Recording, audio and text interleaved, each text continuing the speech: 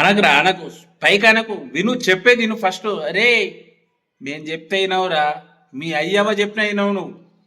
ఎవడు యూట్యూబర్ వచ్చి betting apps promote చేసి అండ్లా ఆడరా ఇండ్లా ఆడరా, అందులో 10 రూపాయలు పెడితే 100 వస్తాయి, 100 పెడితే 1000 వస్తాయి, 1000 పెడితే 1,00,000 వస్తాయి అని చెప్తే ఆ సొల్లు చెప్తే వింటావు, అప్పులు తెచ్చి పెడతావు.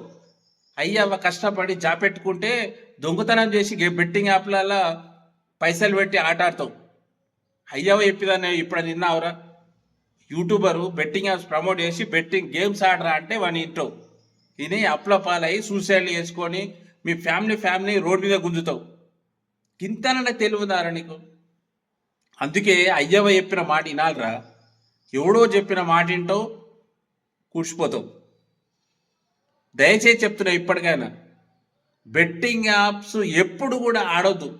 అసలు అవి విననే వినోదు, అంత ఫ్రాడ్, అది అంత ఫేక్. అందుకే ఇప్పుడు తెలుసు కదా, ఇప్పుడు హవా మొత్తం బెట్టింగ్ యాప్స్ అవనే. మొత్తం బెట్టింగ్ ఎవడోడు ప్రమోట్ చేస్తుండో, చిన్న నుంచి 10 రూపాయలు తీసుకున్న నుంచి లక్షలు తీసుకున్నంత వరకు షేక్ అవుతున్నారు.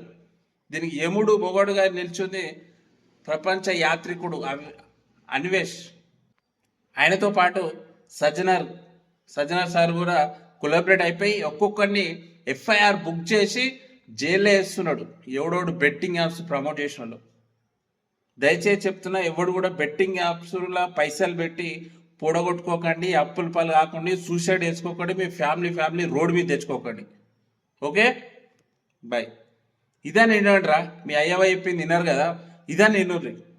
దయచేసి చెప్తున్నా, రిక్వెస్ట్ చేసి చెప్తున్నా, మీ అయ్యవ చెప్పింది ఎట్లా విన్నారు, నేను చెప్పిందని వినర్రి. బెట్టింగ్ యాప్స్ ఆడకండి, పైసలు ఓడగట్టుకోకండి, ఖరాబ్ కాకండి, సావకండి రా. వినండి చెప్పింది.